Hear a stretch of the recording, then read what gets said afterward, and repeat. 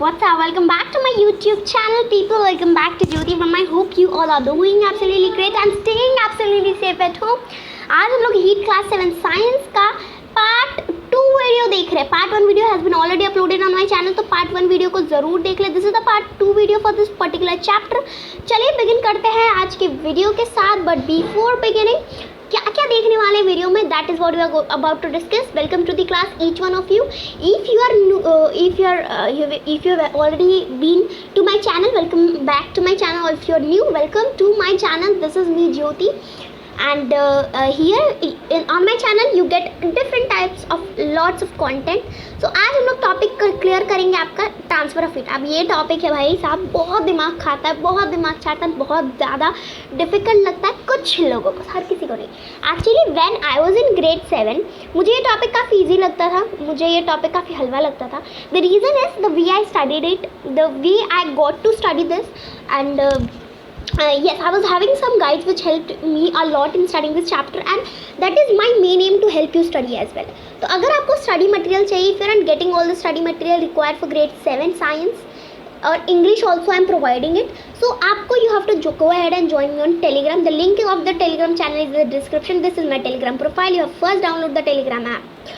ठीक है, तो आपको टेलीग्राम ऐप पे डाउनलोड करना है, फिर नीचे दिए गए डिस्क्रिप्शन बॉक्स में लिंक को क्लिक करना है और चैनल को ज्वाइन पे क्लिक कर देना है, ज्योति वर्मा. एंड यहाँ पे एक हार्ट होगा जैसे आप देख रहे हो, यहाँ पे प्रोफाइल है, कैसी दिखती है ये.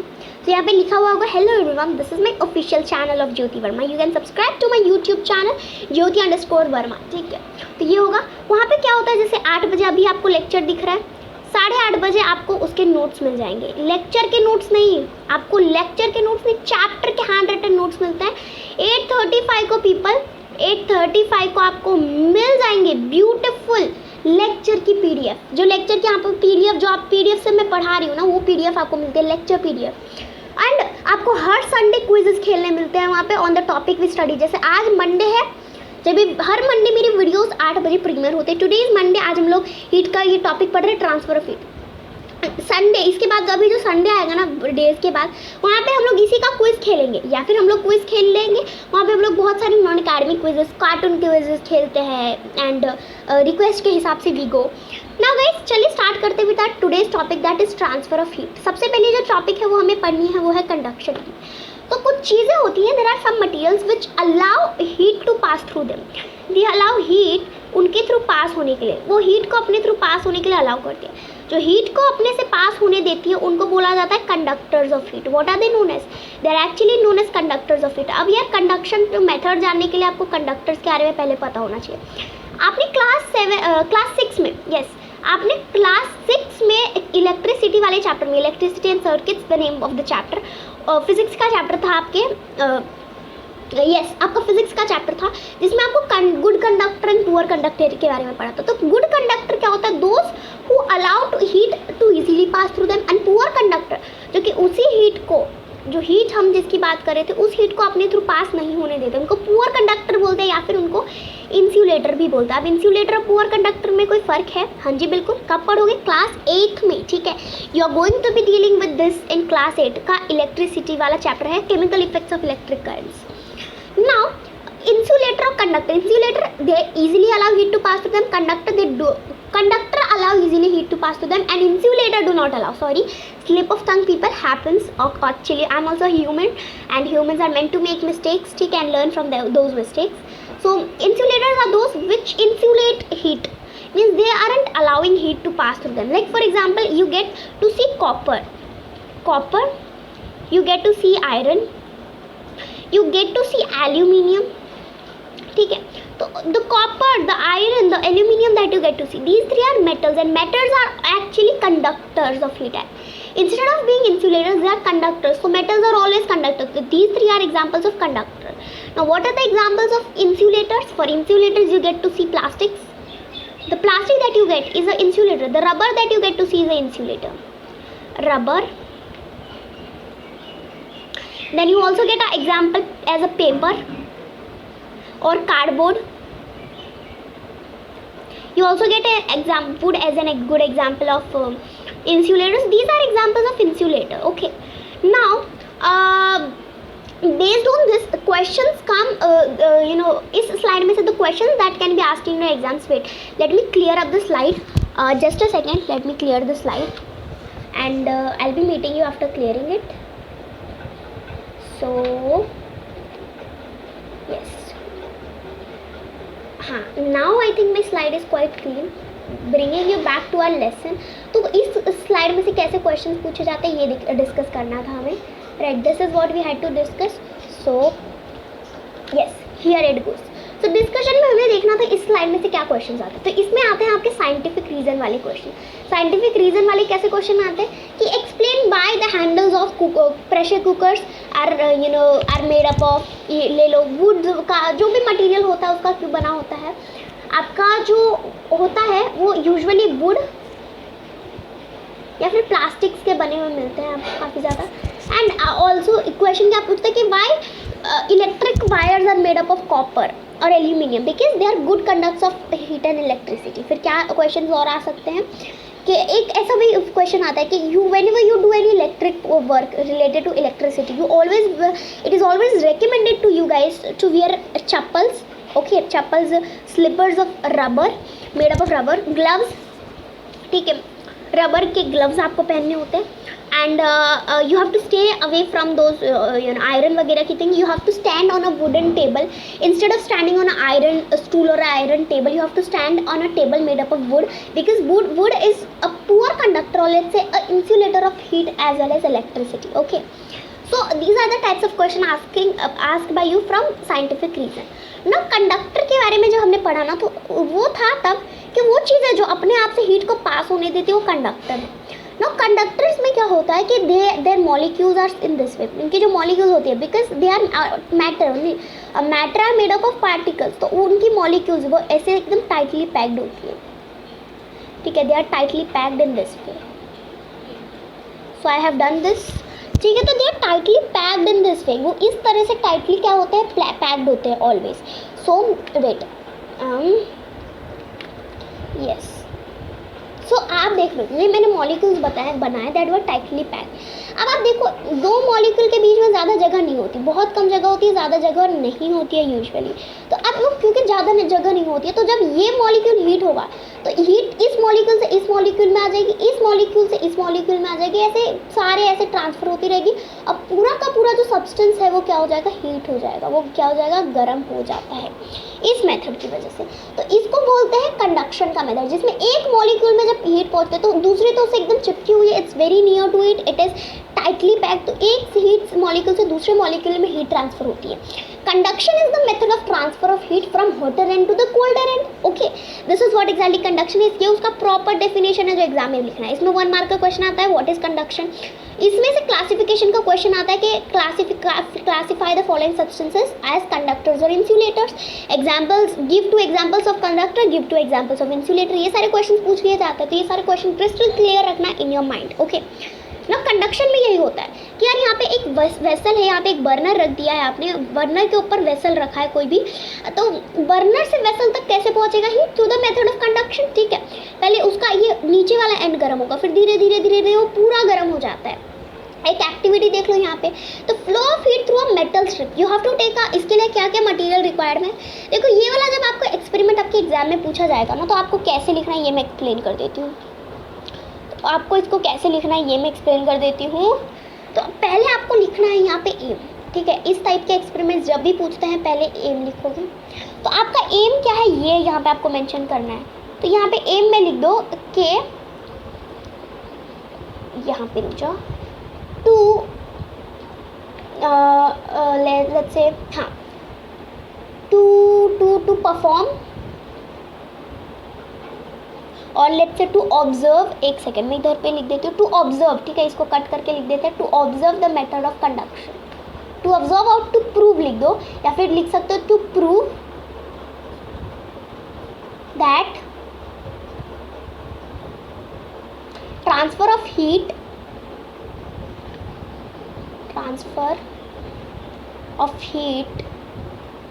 in solid is through conduction. In solid is through conduction, ठीक है। In solid is through conduction, ये लिख देना आगे, डैश डैश कर दिया मैंने। एम लिख दिया आपने, एक बार आपने एम ले दिया, अब आपको क्या लिखना है यहाँ पे, एम के बाद आपको लिखना है आपका अपैरेटस और मटेरियल, मटेरियल के नाम के क्या क्या मटेरियल्स आपको रिक्वायर्ड है, the name of material which you require to do this particular activity. ओहो यस, तो क्या क्या मटेरियल्स चाहिए आपको इस एक्टिविटी के लिए। वैसे मैं अगर बोलूँ तो आपको, ओहो यस गाइस, तो इस एक्टिविटी के लिए आपको चाहिए होगा ब्रिक्स, ठीक है, आपको ब्रिक्स चाहिए, you needed.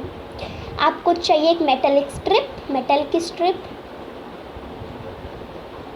You also need a candle and some wax, candle से काम हो जाएगा, उसी का निकाल लोगे वैक्स, ठीक है। कैंडल एंड वैक्स यहाँ लिख देते हैं यहाँ पे अलग से, ठीक है। तो ये मटेरियल्स हैं। अब आपने एक बार मटेरियल्स लिख दिया ना, अब आपको क्या लिखना है, मटेरियल्स के बाद नीचे फिगर दिखाना है उन लोगों को कि फिगर कैसा दिखता है। फिगर में जो फिगर मैं आपको अभी दिखाऊंगी एनसीईआरटी में से पिक करके वही फिगर दिखाना है। यहाँ पे फिगर ड्रॉ करोगे आप ना, फिगर ड्रॉ कर दिया। अब यहाँ पे देखो क्या करना है आगे, फिगर के बाद यहाँ पे लिखना है प्रोसीजर, ठीक है। प्रोसीजर, प्रोसीजर में स्टेप्स लिखने हैं। स्टेप्स कैसे लिखने हैं, पॉइंट्स में लिखना है। फर्स्ट पॉइंट यहाँ पे लिखा, पैराग्राफ में कभी भी प्रोसीजर मत लिखना, मार्क्स कट जाते हैं। सेकंड स्टेप, यहाँ पे थर्ड स्टेप, ऐसे करके जितने स्टेप्स होते हैं स्टेप वाइज लिखो प्रोसीजर। अब हम प्रोसीजर के बाद क्या लिखेंगे, प्रोसीजर के बाद खत्म हो गया, नहीं, प्रोसीजर के बाद आपका आता है ऑब्जर्वेशन, आपने क्या ऑब्जर्व किया। तो ऑब्जर्वेशन आपको यहाँ पे लिखना है। जैसे फॉर एग्जांपल मैंने क्या ऑब्जर्व किया कि पहला जो मैं आपको भी ऑब्जर्वेशन कंक्लूजन सारा बता दूंगी, अभी मैं बताऊंगी, it would be revealed. Conclusion क्या है वो फिर लास्ट में लिखना है। लास्ट में आपको कंक्लूजन लिखना है कि व्हाट कैन यू कंक्लूड, कि द फ्लो क्या कंक्लूड कर सकते हो। तो ये आपका फॉर्मेट होता है। पहले एम आपका आता है, ठीक है, पहले आपका एम आता है, फिर आपका आता है मटेरियल्स क्या रिक्वायर्ड है, फिर फिगर आता है थर्ड। मैं लेबलिंग कर देती हूँ 1 2 3, ठीक है, ताकि आपको पता चले एग्जाम में से 1 2 3 मत करना। प्रोसीजर हमेशा पॉइंट्स में लिखोगे। फोर्थ हो गया। फिफ्थ क्या हुआ आपका ऑब्जर्वेशन, ऑब्जर्वेशन आपका फिफ्थ है एंड कंक्लूजन आपका सिक्स्थ है। इसके बाद आपका कोई एक्सपेरिमेंट में से एक मार्क्स नहीं काट सकता, ठीक है, ये फॉर्मेट में। अब देखो यहाँ पे flow of heat through a metal strip, आपको क्या करना है, you have to take 2 bricks and उन दोनों के बीच में you have to put a metal strip. ना why are we putting a metal strip, because metal strip is a conductor. यहाँ पे देखा है metal strip is a conductor, all metals are conductor. तो अगर आप प्लास्टिक के स्ट्रिप ले लोगे तो वो तो इंसुलेटर्स पे कंडक्शन की मेथड वर्क नहीं करेगी। कंडक्शन की method will always work on conductors only, ठीक है। तो मेटल स्ट्रिप इसलिए लिया because it is a conductor. उस आपको फिगर में जैसे दिखाया वैसे उसको प्लेस करना। Now you have to put a candle here. अब उसी कैंडल का थोड़ा बहुत वैक्स ऐसा निकाल के चोरी करके यहाँ पे डालोगे, जैसे हीट करके आप यहाँ पे कैंडल के वैक्स कुछ इस तरह से ऐसे करके डालोगे। तो हम लोगों ने वैक्स को ऐसे क्यों डाला ये भी आगे देखेंगे। तो आपने 2 ब्रिक्स के बीच में मेटल स्ट्रिप को ऐसे फंसाया, स्टैंड अप किया एंड यहाँ पे कैंडल डाला। अब कैंडल डाला तो सबसे पहले क्या होगा, जो कैंडल के सबसे नज़दीक जो वाली वैक्स वाला पोर्शन है वो पहले गिरेगा, देन ये वैक्स गिरेगा, देन ये गिरा, ये गिरेगा। जो सबसे लास्ट में है वो हमेशा सबसे लास्ट में गिरेगा। इससे क्या पता चलता है कि एक हॉटर एंड इस एंड से इस एंड तक धीरे धीरे हीट पहुंचा, मतलब from one molecule to the other, from an hotter end to a colder end. तो ऑब्जर्वेशन में you have to write this only in English that the wax, you know, the wax nearest to the candle melts first and then the wax which is away from the candle, which is in the last, it falls the last, it melts the last, ऐसा लिख दोगे। Conclusion क्या है, conclusion है कि in the method of conduction solids, जो solids पे work करता है, conduction method is for solids only, ठीक है, majorly for solids. Conduction method is for solids, majorly for solids, ठीक है, not only for solids, majorly for solids मैंने बोला आपको। अब यहाँ पे कंक्लूजन में यही लिख रहा है कि in the method of conduction the heat transfer takes place from an hotter end to a colder end. ना कन्वेक्शन क्या होता है ना, फॉर एग्जांपल सॉलिड्स में तो ये वर्क कर गया, वाटर में ये वर्क नहीं करेगा, मिल्क में ये वर्क नहीं करेगा बिकॉज दे आर लिक्विड्स। तो उनमें क्या मेथड वर्क करेगी, उनमें कन्वेक्शन की मेथड वर्क करेगी। अगर कंडक्शन नहीं मेथड वर्क कर रहा तो कन्वेक्शन इज ऑलवेज देयर। तो क्या होता है, पहले आपने एक तपेली ली, एक वेसल लिया इन अ सेंस, उसमें आपने दूध चढ़ा दिया ना, यू मस्ट, आपने कभी ना कभी ऐसा ही हुआ होगा कि दूध उबल जाती है, नीचे गिर जाती है ना, और फिर मम्मी से चपेटे पड़ती हैं आपको। तो ऐसा क्यों होता है, ऐसा इसीलिए होता है because of the method of convection. इन सब की जड़ कन्वेक्शन है। सबसे पहले मिल्क में क्या होता है कि नीचे वाला जो मिल्क वाला पोर्शन है वो गर्म हो जाता है, ये वाला गर्म हो गया। अब ये गर्म हो गया तो जो गर्म हो गया इट राइजेज अप, ये ऊपर उठ जाता है, और जो ठंडा वाला मिल्क का पोर्शन है वो नीचे आ जाता है, नीचे आ जाता है गर्म होने। तो इसीलिए क्योंकि वो राइज हो जाता है, राइज होता ही जाता है कि तपेली से नीचे गिर गया, आपके वेसल से नीचे गिर गया।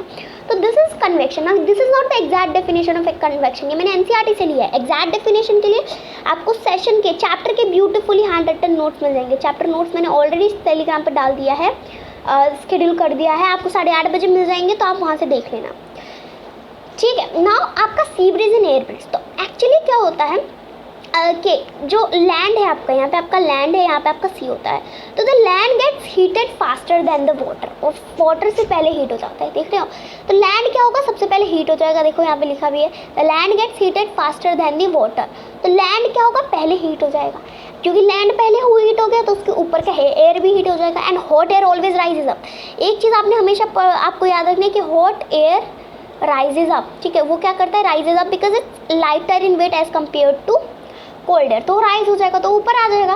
अब हॉट एयर जो लैंड के पास था वो ऊपर चला गया, तो लैंड के पास जो एयर था वो तो खाली हो गया। तो कोल्ड एयर जो कि वाटर के ऊपर होता है वो यहाँ पे आके अपनी जगह ले लेता है, तो इसीलिए लैंड के पास आपको ठंडा ठंडा फील होता है because it's having cold air, है ना। और इसको क्या बोला जाता है, सी ब्रीज, बिकॉज सी से जो ब्रीज आई उसको सी ब्रीज बोलेंगे। तो ब्रीज जो कि सी से आई है, सी की कोल्ड ब्रीज लैंड पे आई, तो it is known as sea breeze. और इसीलिए कोस्टल एरियाज के जो हाउसेज होते हैं, उसमें जो विंडोज होते हैं, they are always made to face the sea. Night में इसका एग्जैक्ट अपोजिट होता है। नाइट में क्या होता है कि जो लैंड है उसको कूल होने में थोड़ा टाइम लगता है ना, उसको कूल होने में थोड़ा टाइम लगता है। वाटर जल्दी ठंडा हो जाता है, क्योंकि गर्म आपका लैंड पहले हुआ, इसीलिए वो थोड़ा टाइम लगाता है ठंडा होने में। तो आपका जो वाटर है वो जल्दी ठंडा हो जाता है, क्योंकि वाटर ठंडा हो गया।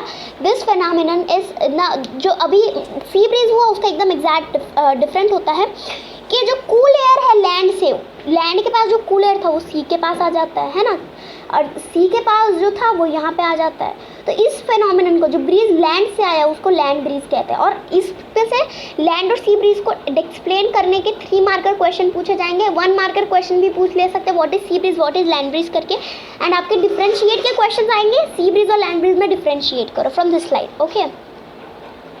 अब देखो नेक्स्ट हम लोग देखते हैं रेडिएशन। ना कभी कभार ऐसा भी होता है ना कि यहाँ पे आपने सन है, यहाँ पे आपका क्या है, सन है, और यहाँ पे आपने सैंड रख दिया। सन तो बहुत दूर है बट मैंने ऐसा डायग्राम में बनाया, यहाँ पे आपने सैंड रख दिया यहाँ पे, तो वो सैंड गर्म हो जाता है। You will observe that after some time the sand gets heated, गर्म हो जाता है। अब ऐसा क्यों है, सन और सैंड के बीच में कोई कॉन्टेक्ट था, नहीं था, है ना, दोनों तो एक दूसरे से कितने दूर है। तो it is due to the process of radiation. हमको सन से जो हीट मिलती है it is also a result of the process of radiation. It's a very important process, ठीक है, जिसकी वजह से हीट होती है आपकी चीज़ें, विदाउट एनी कॉन्टेक्ट, जो कॉन्टेक्ट में नहीं है फिर भी वो हीट हो जाती है। नाउ गाइस, ये हमने सेशन के स्टार्टिंग में डिस्कस किया था। कौन से सेशन के, हमारा पार्ट 1 सेशन के स्टार्टिंग में इसे डिस्कस किया था कि why do we always prefer to wear light colour clothes in summer. तो it is because light colour clothes are reflectors instead of being observers, they are reflectors of heat, ठीक है। वो क्या होता है, रिफ्लेक्टर्स ऑफ हीट। अब reflectors मैंने इसे वो हीट को रिफ्लेक्ट करते, मतलब जैसे ये वाइट कलर का यहाँ पे वॉल है, एक दीवार है, वो वाइट कलर का है। When the heat will go to the wall, वो वापस आ जाएगी। इट इज़ रिफ्लेक्टिंग हीट, वो एब्जॉर्ब नहीं करेगी, इसलिए वहाँ पे बहुत लाइट शाइन सी आ रही होती है। And it does not gate heated because जितनी भी हीट और लाइट आ रही है वो उसको रिफ्लेक्ट कर देती है ना। और बिकॉज इट्स रिफ्लेक्टिंग लाइट, वो काफ़ी ज़्यादा आपको रोशनी देती है। अगर आप, इट्स ऑलवेज प्रेफर्ड घर पे वाइट कलर के वॉल्स रखना, मतलब इट फील्स सुपर, काफ़ी पीस जैसा फील होता है, काफ़ी शांति होती है, आंखों में वो कलर चुभता नहीं है ना, ऐसा बोला जाता है। एंड गर्म नहीं होता घर जल्दी, it stays cool in the summer specially, it's needed. So ऐसा इसीलिए होता है, लाइट भी ज़्यादा आती है, आपका घर एकदम चमक रहा होता है, due to the reason because they are reflectors. अब आपके जो डार्क कलर्स होते हैं ना, they are not reflector, they are absorbers of heat. वो हीट को क्या कर लेते हैं, एब्जॉर्ब कर लेते हैं। उनके पास जैसे ये आपने एक ब्लैक कलर की वॉल रख दी, दीवार है ब्लैक कलर की रख दी, तो हीट उनके पास जाएगी, बस वो ट्रैप कर लेंगे उस हीट को और लाइट को एब्जॉर्ब कर लेते हैं। इसीलिए क्या करते हैं, वो गर्म हो जाते हैं जल्दी। For this you need to take एक एक्टिविटी, जानते हैं ये ना, ये कंक्लूड करने के लिए एक एक्टिविटी मैं आपको यहाँ पे ब्लैंक स्क्रीन पे दिखाती हूँ। So let me show you guys a activity here. तो what you have to take is you have to take 2 vessels. आपके एनसीईआरटी में भी एक्टिविटी है, you have to take 2 vessels, ठीक है। आपने 2 वेसल्स लिए। अब 2 वेसल में आपने, जैसे कि ये एक वेसल है, ठीक है, ये दूसरा वेसल लिया आपने। अब दोनों वेसल में जो पहला वेसल है उसमें आपको जो कलर करना है that is going to be light, तो उसमें लाइट कलर करना है। जैसे मैंने लाइट यहाँ पे वाइट कलर कर दो, वो नॉर्मल वाइट कलर से उसको पेंट कर दो पहले वेसल को। और जो दूसरा वेसल दिख रहा है उसको कोई डार्क कलर से, मतलब ब्लैक से, जैसे मैं ब्लू से कर रही हूँ, आप उसे ब्लैक से करना, ठीक है। आप उसको वाइट ब्लैक कलर से पेंट कर दो इस तरह से। तो आपने उसको ब्लैक से कर दिया ना। अब आप एक चीज़ ऑब्जर्व करना, इसको आपने वाइट कलर से किया है, येलो दिख रहा होगा आपको, मैंने येलो से किया है इसलिए। या आपने ब्लू से एकदम डार्क कलर से किया है, ठीक है, ब्लैक से कर दिया है। तो आप उस दोनों को एक साथ हीट में रखना और 2 घंटे बाद आफ्टर 2 to 3 आवर्स उसको देखना, हीट में गर्म धूप में रखिए। ये वाला कम गर्म हुआ होगा, ये वाला बहुत ज़्यादा गर्म होकर तप रहा होगा। दिस इज़ बिकॉज ये एब्जॉर्ब नहीं कर रहा है, रिफ्लेक्ट कर रहा है, ये चीज़ों को डायरेक्ट एब्जॉर्ब कर रहा है। चीज़ों को मतलब लाइट को एंड हीट को, ठीक है, लाइट को एंड हीट को। इसीलिए ये ज़्यादा गर्म हो जाएगा एंड ये कम गर्म होगा। ओके, ये एक्सपेरिमेंट ज़रूर करना। It's very easy to do it at home, so you can actually do it ना। वुलन जो होता है, wool is a poor conductor. Wool क्या होता है? It is a poor conductor for your information, अगर आपको नहीं पता है तो। Wool is a poor conductor. Wool क्या करता है? वो हीट को, नॉट हीट को, एयर को, ठीक है, एक्चुअली वो एयर को ट्रैप कर लेता है। वुल क्या करता है? एयर को ट्रैप कर लेता है अपने फाइबर्स में। अब एयर बाहर निकल नहीं पा रहा है तो वो ठंडे जो एनवायरनमेंट है, सराउंडिंग है, उससे कांटेक्ट में नहीं आ पा रहा है, इसलिए वो हॉट हो जाता है। देन आपको वार्म सा फील होता है during the winter if you wear woollen cloth. तो इस साइड में से यही क्वेश्चन आ सकते हैं। राइट द रीजंस, पॉइंट्स में आंसर लिखना है। टू वियर वाइट और light colour clothes in summer and dark colour clothes and woollen clothes in winter. तो ये क्वेश्चन पूछ लिए जाएंगे। ये स्लाइड तो क्रिस्टल क्लियर रखना। नाउ गाइस, विंटर सीजन जो होते हैं they are also accompanied with winter clothes. ये मैंने एक्सप्लेन किया। This is due to the reason that wool being a poor conductor of heat traps the air between the woollen fibres. The trapped air prevents the flow of heat from our body to the cold surroundings, the vice versa, thereby making us feel warm. ना what you have learn, revision थोड़ा सा कर लेते हैं कि we can not always rely on our sense of touch for understanding whether something is hot और cold. Temperature is a measure of degree of hotness of an object. It is a reliable measure of degree of hotness of an object. And in order to measure temperature, we need thermometers. 2 types of thermometers, clinical and laboratory. Clinical thermometers have range from 35 degrees Celsius to 42 degrees Celsius. Laboratory thermometer have the range from -10 degrees Celsius to 110 degrees Celsius. Clinical thermometer are used to measure temperature of a human body. Laboratory thermometer are used to measure temperature of objects. It's widely used in schools and laboratories. Clinical thermometer is used in hospitals or homes. The normal human body temperature in degree Celsius is 37 degrees Celsius, and in degree Fahrenheit it's 96.5 degree or 98.6. Sorry guys, slip of tongue, 98.6 degree Fahrenheit. Now we looked at the 3 methods of transfer of heat, that were conduction, convection and radiation. Conduction, in which heat flows from a hotter end to a colder end. Convection, in which the heated let's take example of the water. The heated part of the water will rise up and the colder part of the water will go to the bottom in order to get heated again, and this process continues until unless the water gets heated completely. Radiation, without contact heat transfer. In solids generally conduction takes place. In liquids generally what takes place, your convection. And the process in which no medium is required is your radiation. Now the materials which allow heat to pass through them are conductor, and which do not allow heat to pass through them are insulators. Dark colored objects are absorbers, light colored objects are reflectors. Woolen clothes keep us warm. It is because wool is poor conductor of heat and it traps the air between its fibers. Now it's a homework question for you all. You have to name क्या method use हो रहे हैं. जैसे burner से vessel तक क्या method use हो रहा है, वेसल से जब ये वाटर बॉयल हो रहा है क्या मेथड यूज़ होता है. मेथड्स आपको पता नहीं क्या क्या इसमें यूज़ हो रहे हैं. आपकी एनसीईआरटी की बुक में एक्सरसाइज में होगा, तो check that out from your NCERT directly. Answers in the comment section. ठीक है, कॉमेंट सेक्शन में आपको आंसर करना है. मिलते हैं अपने नेक्स्ट वीडियो में. People, till then take care, tata and bye bye. And do not forget to subscribe to my YouTube channel, like this video and share this video. और with that एक second मैं आपको ये भी दिखा देती हूँ कि you can also join, go ahead and join me on Telegram. ठीक है, you can also go ahead and join me on Telegram. ये देखो टेलीग्राम का आपको दिख रहा होगा स्क्रीन पे. So go ahead and join me on Telegram. सारा स्टडी मटेरियल वहाँ पे अवेलेबल करा दिया जाएगा. तो मिलते हैं अपने नेक्स्ट वीडियो में. Till then take care, tata bye guys.